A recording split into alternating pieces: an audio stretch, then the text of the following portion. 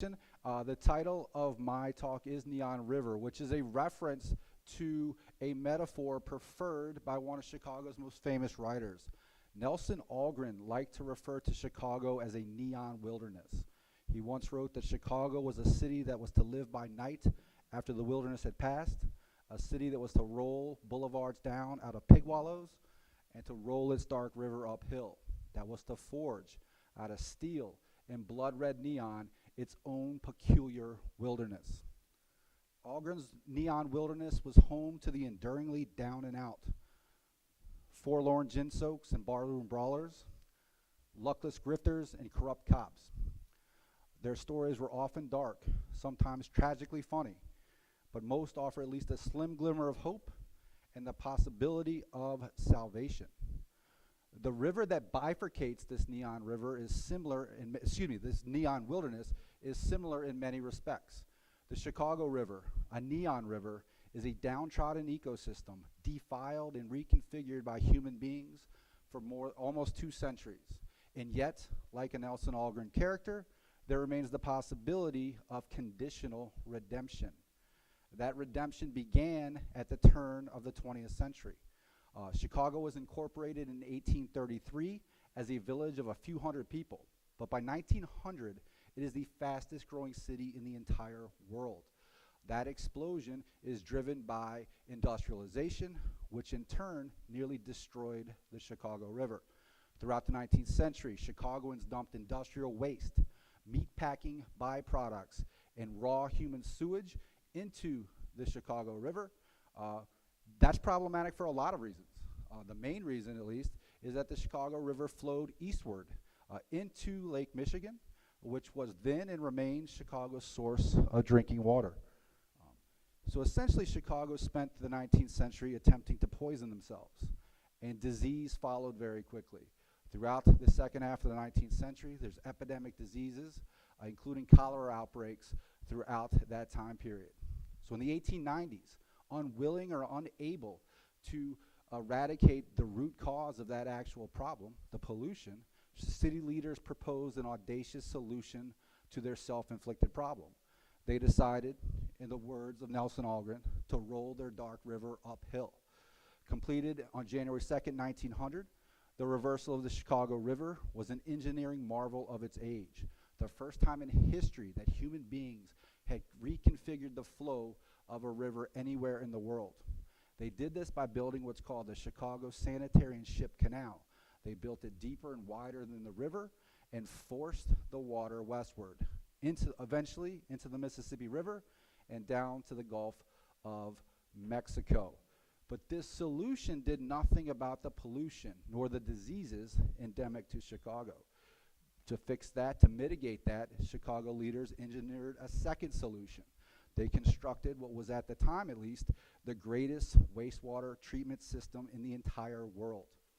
In 1955, the American Society of Civil Engineers called Chicago's wastewater treatment system one of the 7 wonders of American engineering, on par with the Golden Gate Bridge and the Empire State Building. The treatment facilities within this system cleansed waste with chlorine and discharged water that they bragged was clean enough to bathe in. For human beings, perhaps, but not for most species of indigenous fish. By the middle of the 20th century, only 10 species of fish survived in the bleached waters of the Chicago River. Most of those, or several of those at least, were non-native invasive varieties.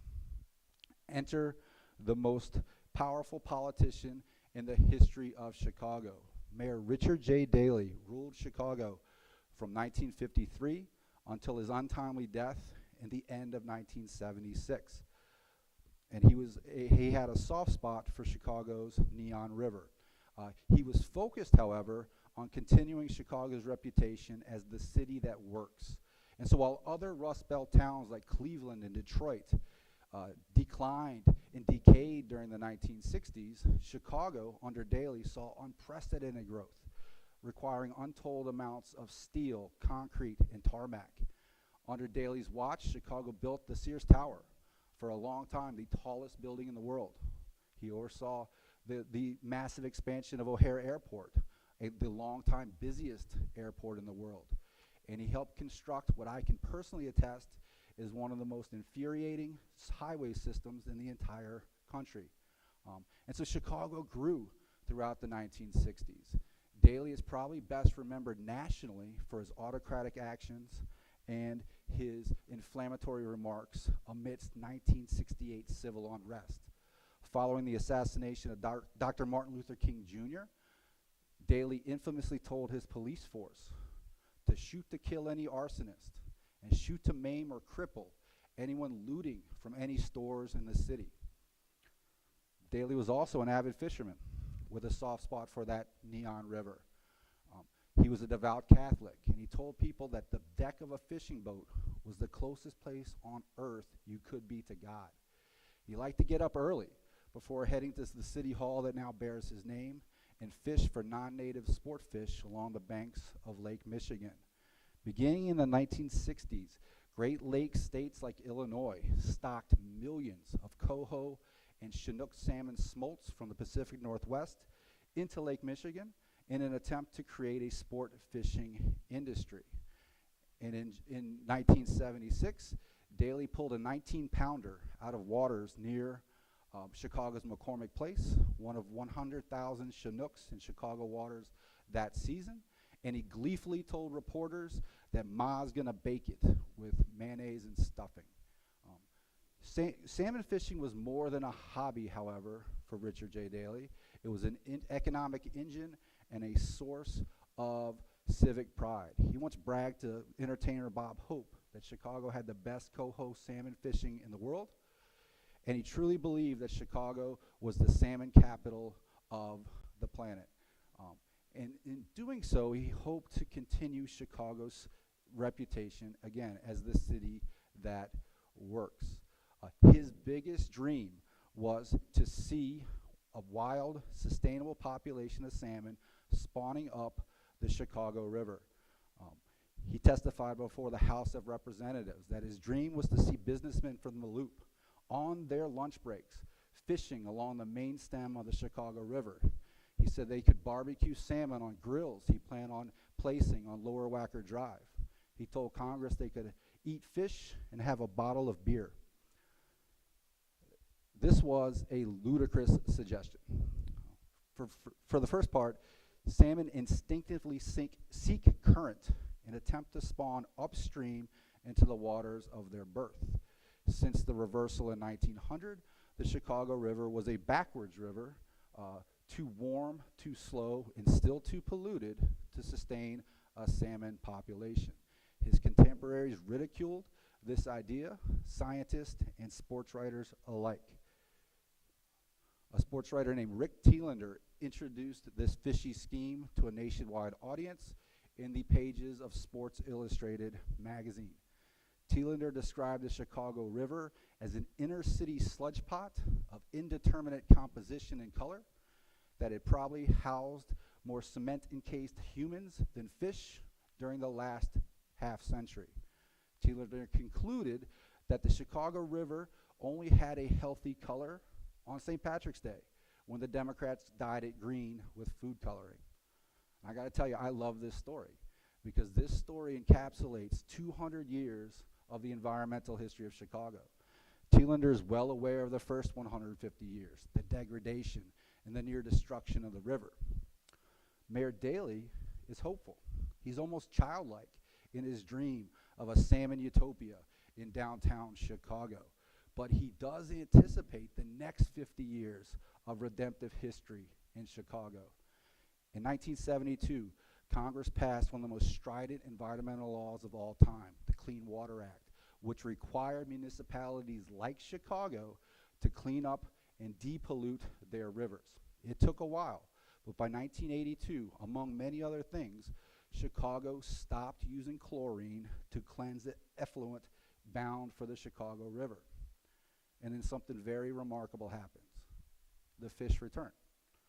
So while there's still no spawning salmon, today 58 different species of fish swim in the Chicago River watershed. And urban anglers pull healthy walleye, northern pike, and smallmouth bass out of the river in the shadow of skyscrapers. So as I conclude, I want to point out that this ecological health led to the return of many other animals. And by the 21st century, river otters frolicked underneath elevated train bridges. For a while, beavers built dams behind merchandise mart. White-tailed deer, red foxes, coyotes traversed the city along the river's banks. My favorite story, in 2008, a full-grown cougar migrated into the Roscoe Village neighborhood on the north side of Chicago, most likely by following parts of the Neon River. This past summer, in my neighborhood, and for the first time in anybody's memory that I talked to, 2 different bald eagles nested along the north branch of the river. So as I conclude, I'm hopeful that this trend will continue, but I'm well aware, and we should all be well aware, of the environmental history of this river. Yes, human beings made very selfish decisions and nearly destroyed the Chicago River in the 19th and 20th century. We should never forget that. But we should also remember that human beings are the only species that makes conscious decisions to improve the ecological health of their own environments. And as we look to the future, as we look and imagine the next 200 years of Chicago history, I am hopeful that we continue to make space for all species, including but no longer limited to human beings. Thank you very much.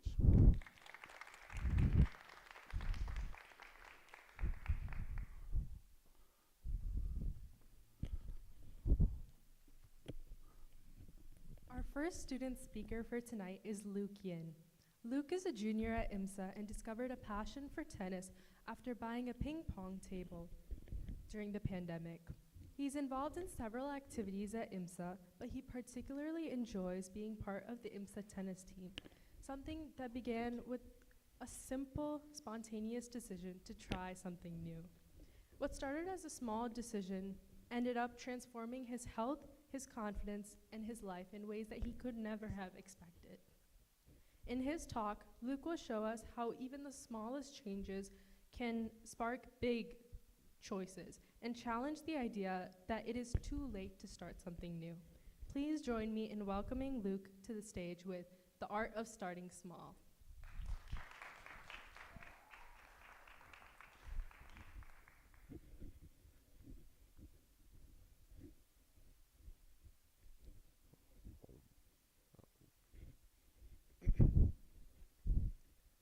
If I had $1 every time I told myself, I'll just start tomorrow, I'd probably have enough money to buy out Amazon by now. But here's the thing, tomorrow never came. And if I kept waiting around for the perfect opportunity to start changing my life, I'd probably still be sitting around, snacking, and convincing myself that Netflix marathons counted as cardio. We've all been there, thinking it's too late to change. Maybe it's a goal we've always dreamed about, a skill we've always wanted to learn, or even a simple lifestyle change. It's easy to feel like the opportunity has passed, but what if it hasn't?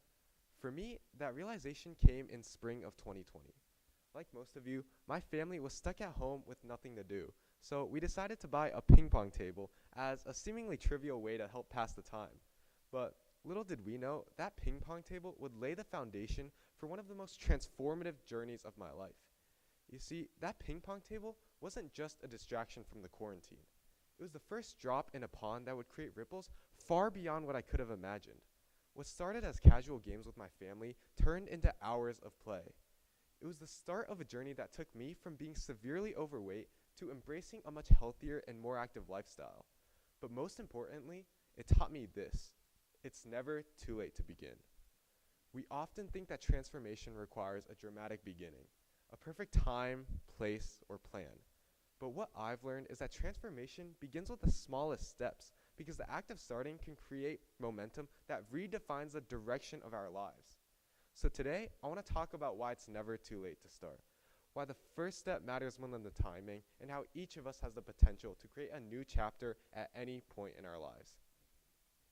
Revisiting that first step for me, I wasn't moving much at the time. My days consisted of sitting around, snacking, and doing whatever I could to fill the endless hours of lockdown, and my health reflected that. I was overweight, sluggish, and honestly, unmotivated. Buying the ping pong table slightly changed that, and although it didn't single-handedly transform my life, it was at least enough to get me moving again. Fast forward to when pandemic restrictions eased, my parents suggested I try tennis lessons. Although I was unathletic and the idea of trying something new felt daunting, I couldn't ignore the way that tennis had started to change me. It wasn't just about the game. It was the sense of accomplishment that came with improving and the confidence that came with doing something active again. So, despite my doubts, I decided to give it a shot. And unsurprisingly, my first lessons were humbling. Actually, no, they were humiliating. To put it frankly, all the other 13-year-olds could at least rally the ball back and forth, but I couldn't. Those tennis lessons became the highlight of my week in the same way that a dentist appointment might. You don't want to go, but you feel oddly proud of surviving it once it ends. Still, I showed up week after week, not because I was good at it, but because I hoped that with enough time and effort, I might just start to get better. What I didn't realize, though, was that those small, consistent efforts were beginning to add up. By the end of my freshman year, not only had tennis become one of my largest passions, but I also had clear accomplishments as a result of my efforts too, as not only had tennis become one of my largest passions, but I helped my team win the sectional championship and I qualified for the state tournament. A year later, during my sophomore year, I did it again. But what those accomplishments represented, however, were more than just wins on paper. They proved to me that I could start something new, even when it felt like everyone else was years ahead. In the beginning, seeing how naturally the other 13-year-olds played made me question whether I even belonged on the court. But those experiences taught me resilience, integrity, and most importantly, that it's never too late to change. So, if you somehow haven't figured it out by now, my message to you is whatever you dream of accomplishing, take that first step and make it happen. No matter your circumstances or your fears, starting can change everything. Of course, that's easier said than done, so to help make that journey feel a little less intimidating, here are 3 lessons I've learned along the way. The first one is that the initial step is the hardest. That's because starting isn't about being ready, it's about being willing. In the book Atomic Habits, which discusses how to build lasting routines, James Clear emphasizes that real change doesn't come from huge overhauls. Instead, it comes from tiny habits, what he calls the smallest unit of progress. He writes, "Every action you take is a vote for the type of person you want to become. For me, that first vote was saying yes to those tennis lessons, even though I knew I'd fail. And although I struggled, it was worth it because it got me moving in the right direction." What's fascinating is how this initial momentum can shape not only your actions, but also your mindset.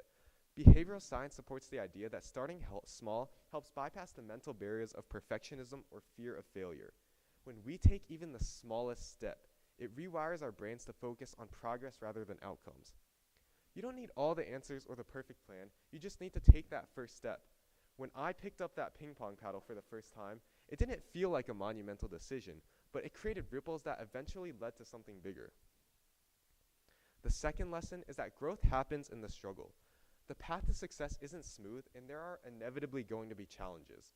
But what defines your journey isn't the challenges you face, it's how you respond to them. Studies from Stanford University on growth mindset suggest that people who embrace challenges and view them as opportunities to learn are much more likely to succeed in the long run. What I haven't told you until now is that I lost my first few matches despite constantly practicing. And although it was frustrating, those losses were pivotal because they forced me to evaluate key weaknesses of my game that I previously avoided working on. Think about it this way. A muscle only grows when it's put under stress. Without resistance, there's no strength. Life operates in the same way. My losses on the court felt like failures in the moment, but they were the resistance I needed, not only to grow stronger in tennis, but also in life. You see, those were the moments I began to realize that struggle isn't the enemy, it's the teacher. It's those early moments of continuously failing that motivates you to be better and to surpass the competition. The third lesson is that the reward is in the process. Often, we focus so much on achieving a goal that we miss the value of the journey itself.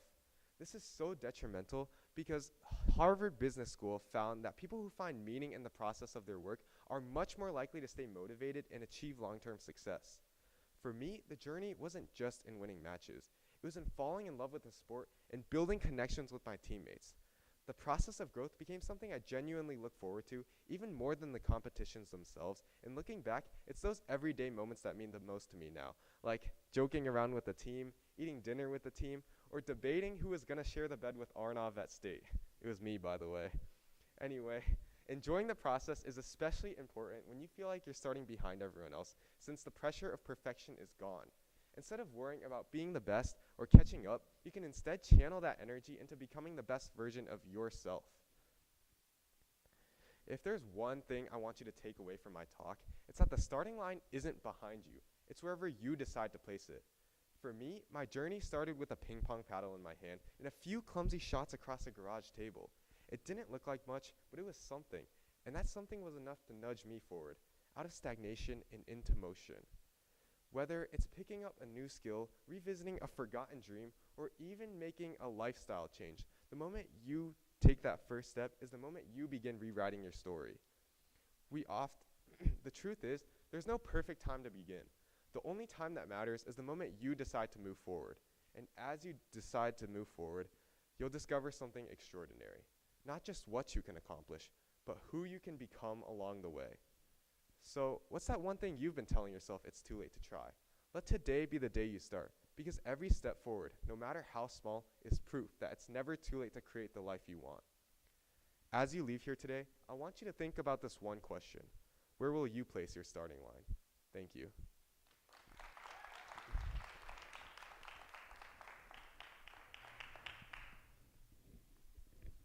Hi everyone, my name is Himani and I'll be introducing our final talk of the day, which will be given by Tanvi Buddhapalli. Tanvi is currently a junior at IMSA who is involved with various groups like the debate team and serves as the director of a national nonprofit called Project Save Our Skin.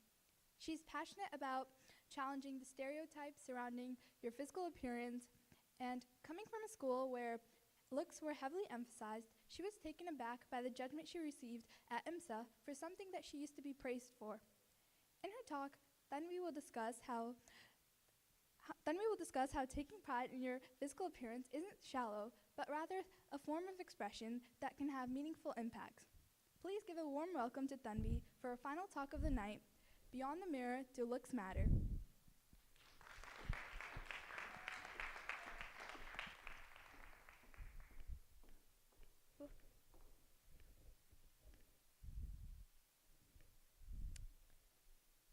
Be yourself. Looks don't matter. It's what's on the inside that counts. You've heard these phrases before, right? Probably 1,000 times. They sound nice. They make you feel all warm and fuzzy inside. But here's the thing. They're all a lie. Because whether we like it or not, physical appearance does matter, but not in some shallow or superficial way. It shapes the way that people perceive us, how much they trust us, and even how successful we are. And before you get too worked up, no, I'm not saying beauty is the only thing that matters. But to act like it doesn't matter at all, now that's just delusional. Physical appearance allows people to make quick judgments. And those quick judgments, they have real-world consequences.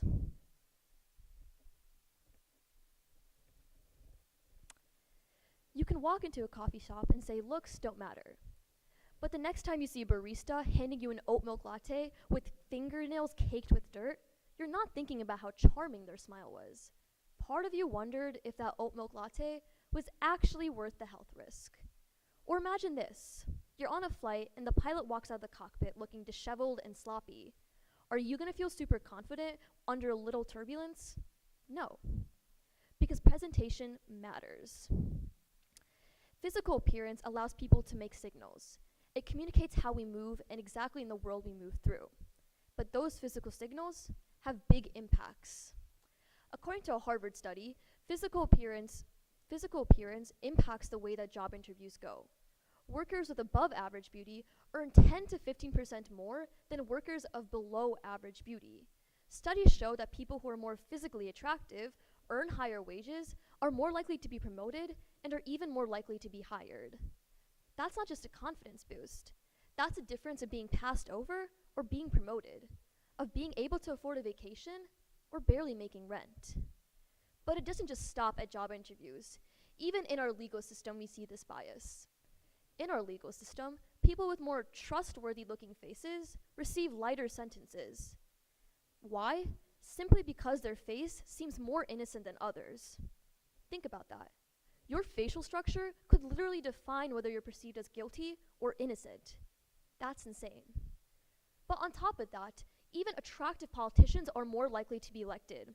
Not because they have better looks, not because they're more qualified, but simply because their jawline might be a little more symmetrical than their opponents. And social media, that's a whole nother story.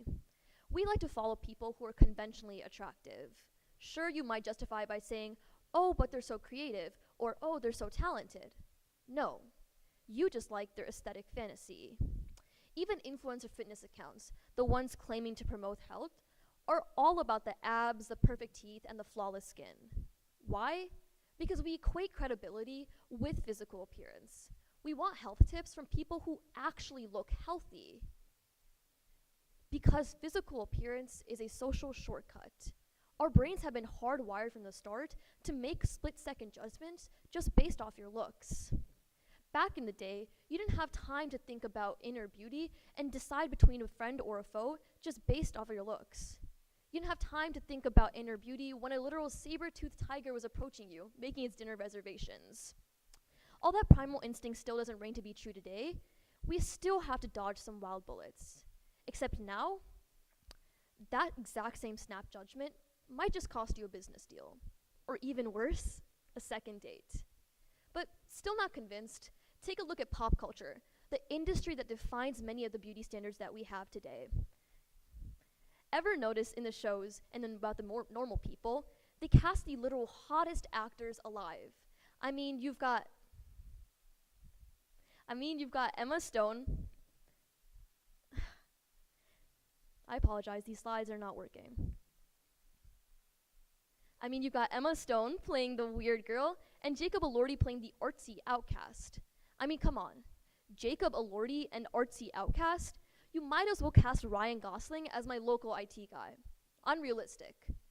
Because whether we like to accept it or not, they cast literal supermodels as ugly ducklings. Why? Because we want our relatable characters to still be hot. Even in reality shows like The Bachelor, we always see physically attractive people. When was the last time you saw a normal-looking contestant on The Bachelor? Exactly. The show claims to be about love, but if that were the case, wouldn't they cast a wider variety of people? No, because it's all about the abs, the airbrushed tan, and the flawless skin. But here's the weirdest part. We're all complicit. We judge people on their physical appearance every single day. But when someone finally says it out loud, suddenly, they're the bad guy. But here's the thing. We like to act like we're evolved creatures who are nice on the surface. But that's not the case at all. I mean, think about it. When someone says, I want someone who's kind and funny, what they really mean is kind and funny, but at least a 7. Be honest. And you know what? We're all hypocrites about it. I mean, if I arrived to this TEDx talk looking messy and disheveled, would you take me any less seriously, even if my content was brilliant? Yeah, you would. Your brain would make that subconscious leap. Because presentation matters. Now, here's where you might be expecting me to say, but it's okay. We're all beautiful in our own way. No. Because this talk isn't about aspiring to become some model or reaching some impossible beauty standard. It's about self-respect. Looking good for yourself doesn't mean impressing strangers. It means taking care of your appearance and showing up for yourself. Taking care of your physical appearance doesn't mean becoming shallow or superficial. It means that you care. Because when you look good, you tell yourself and the world around you that you are worth the effort. Looking good doesn't mean just looking good for others. It means changing your own perception. And it's all in the facts. According to the European Journal of Psychology, people tend to face higher self-esteem when they have more confidence, and that confidence stems from better physical attractiveness. When we feel confident, that only leads to more opportunities. You walk into a room differently. You speak with more conviction. You actually have more authority. But that's not all. Temple University furthered that people with higher self-esteem in the workplace and better physical attractiveness have better work productivity, meaning you make more meaningful and smarter decisions when you're actually caring about your physical appearance. Self-care is contagious. It can change the way we eat, exercise, and even build consistently healthy habits. Why? Because self-care bleeds into every single aspect of your life. Now, here's what it all boils down to. What about inner beauty? Listen, I'm not saying that character, kindness, and empathy don't matter. Of course they do. But that's not how the world works, and neither do we. We judge people on their physical appearance every single day, and there's no shame in it. So stop acting like it's cynical. It's empowering. Because at the end of the day, we have the control. You can choose to dress up more confidently. You can choose to make a good first impression. And you can choose that you are actually worth the effort. So stop saying self-care is vanity. It's not. It's self-respect. When you start looking good for yourself and start polishing yourself, you see impacts that you've never seen before. So the next time someone tells you, looks don't matter, it's what's on the inside. Smile and nod. Then walk outside and make sure the outside matters as well. Thank you so much. I'm Tanvi Bodapalli.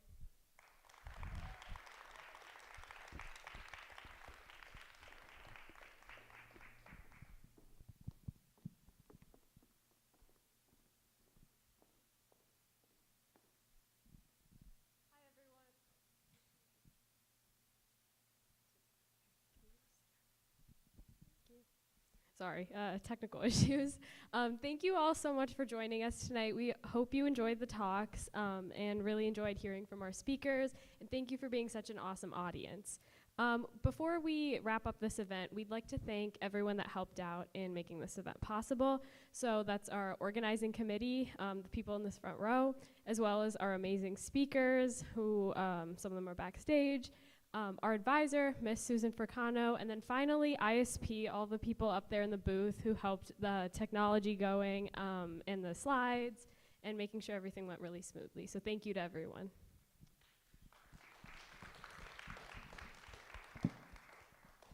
Now, we've got a great selection of pizza, chips, and drinks for you. Take this time to relax, grab some food, hang out with your friends, and make sure to take some fun pictures at our photo booth to celebrate TEDx Youth at IMSA this year. Feel free to talk to the speakers and any questions you may have and network and into. And we'll be also dismissing people by section, but since this main section, you guys are free to leave as soon as we are done talking. Thanks again for coming, and we hope you guys all have a great weekend.